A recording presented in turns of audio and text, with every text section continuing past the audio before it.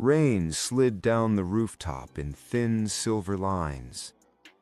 The city was quiet, too quiet. A single light burned in a warehouse 3 blocks away. It flickered once, then steadied. Inside that warehouse, men whispered over glowing screens. Fingers moved quickly. Codes scrolled. Signals pulsed into the dark. They believed no one knew. They believed tonight would be the night. A radio crackled in the distance. Static. A breath. Then silence again. On another rooftop, a man stood without moving. He wasn't holding a weapon. He wasn't shouting orders. He was listening. Below him, Medellin breathed in shallow rhythm. Humid air, distant engines, a dog barking once, then stopping as if corrected by something unseen. The warehouse light flickered again. Inside, the young technician wiped sweat from his temple. He had been told this was easy. Just reroute shipments, intercept communications, quietly redirect millions without a bullet fired. No blood, no explosions, just data. They thought they were smarter than the old rules. They thought power could be hacked. On the rooftop, the man finally spoke. Now. The word didn't echo. It didn't need to.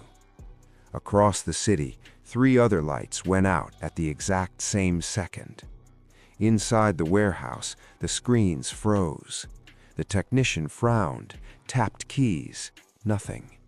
The generator coughed, then died. Darkness swallowed the room. Someone reached for a flashlight. It never turned on. Footsteps approached from outside, not rushed, not frantic, measured. The young technician's breathing grew louder than the rain. A knock came at the warehouse door. Once. Polite. Another knock. Slower. No one moved. The handle turned. And that was the moment they understood. They had never been ahead. They had been expected.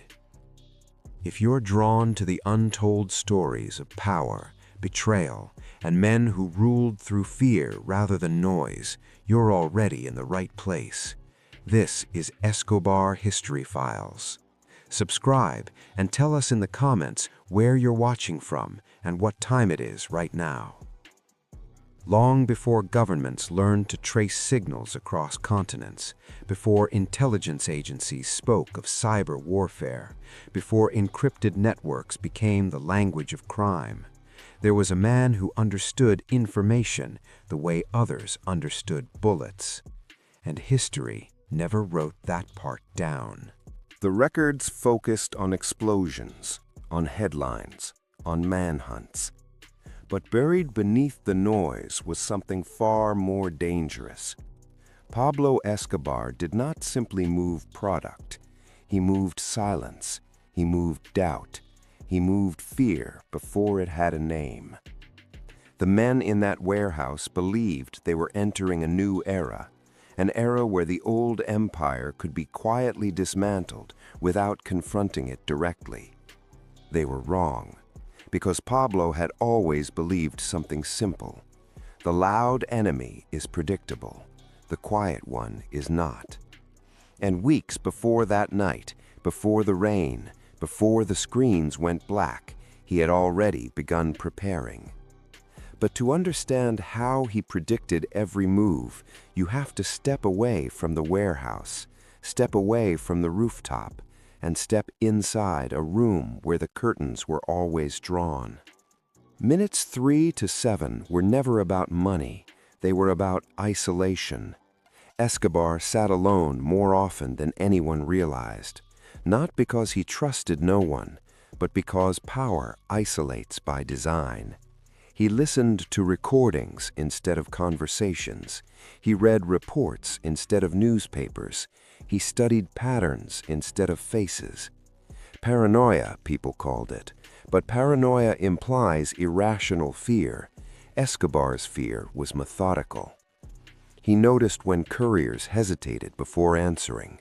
He noticed when radio operators repeated phrases differently. He noticed when loyalty felt rehearsed. And something had changed. Shipments were arriving slightly off schedule. Not late, just different. Fuel usage reports were inconsistent by small margins, too small for auditors, too precise to be accidents. What Pablo didn't know yet was who, but he knew what. Someone was testing the edges. Someone believed they could weaken him invisibly. He did not react immediately. That would have revealed uncertainty. Instead, he became quieter. He reduced meetings. He shortened conversations. He began asking questions that sounded unrelated. How long has that driver worked nights?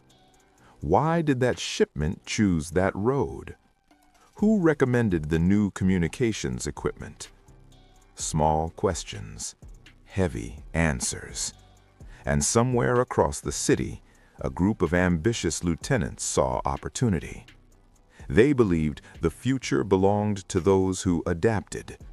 Digital routes, signal rerouting, financial redirection without gunfire. They admired Escobar's empire, but they believed it was built on old foundations. They didn't want to overthrow him. They wanted to outgrow him. That decision would quietly seal their fate. Because Escobar did not fear innovation, he feared betrayal disguised as progress. So he created silence. He stopped confronting errors. He allowed minor discrepancies to continue. He let them believe they were invisible. Every 60 seconds, the tension tightened. A courier disappeared, not killed, relocated. A communications officer was promoted unexpectedly. The ambitious lieutenants smiled. They thought they were rising. What they didn't know, every promotion placed them closer to observation. Escobar began building parallel systems, old-fashioned ones, handwritten ledgers, face-to-face confirmations, human memory. No signals to intercept, no digital trail. If someone was siphoning data, they would eventually discover something chilling. The data no longer mattered. Weeks passed. The warehouse team grew bolder. They rerouted larger sums, adjusted schedules more aggressively. They believed Escobar was distracted. They believed he was aging. They believed he relied too heavily on fear. They forgot something essential. Fear listens. The moment everything began to crack came quietly. A small rural shipment arrived exactly on time, exactly as scheduled, exactly as reported. But it carried nothing. Empty crates. The ambitious lieutenants panicked. They checked their systems. No error, no trace, no explanation. Meanwhile, Escobar said nothing. He simply waited. Because the true test of betrayal is impatience, and impatience always reveals itself. The warehouse meeting was scheduled in secrecy. Encrypted messages, new equipment, imported devices designed to reroute communications in real time. They believed tonight would finalize control. They believed tonight the empire would begin shifting beneath Escobar without him ever noticing. But Escobar had noticed from the beginning. He had allowed the illusion. He had fed it. He had permitted small victories, because a man who believes he is winning reveals everything. Back to the rain, back to the rooftop, back to the warehouse door opening. The footsteps inside were calm, measured, not rushed. Lights flicked on, not from the warehouse grid, but from portable generators carried in. The young technician blinked against the brightness.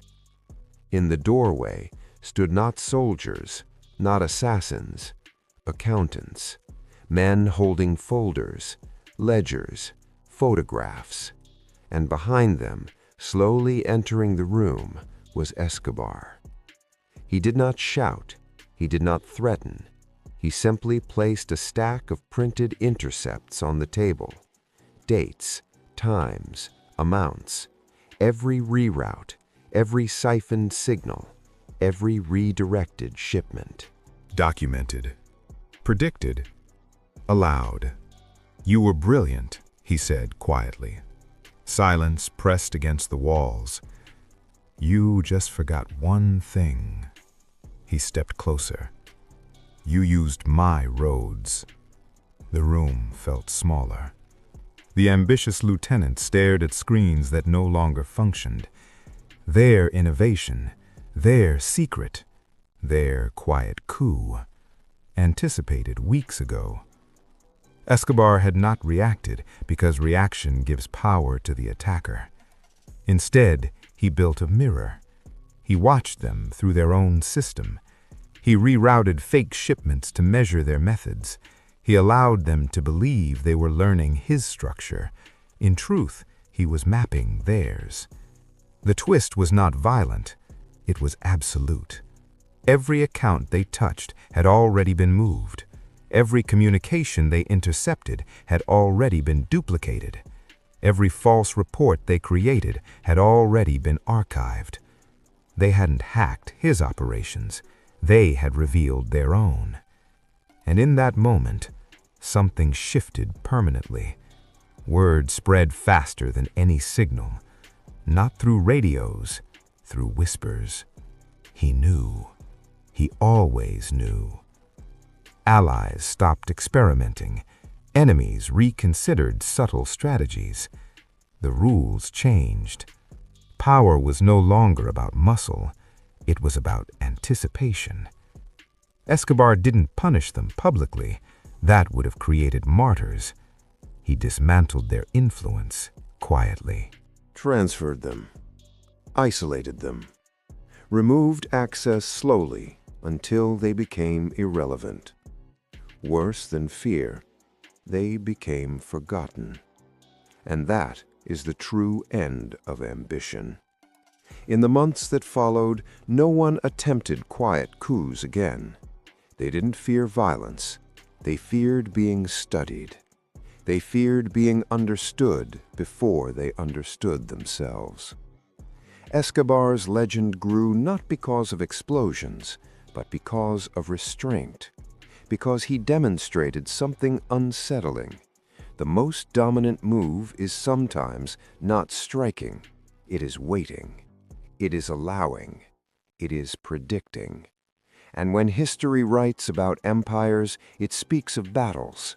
But the battles that truly matter are invisible.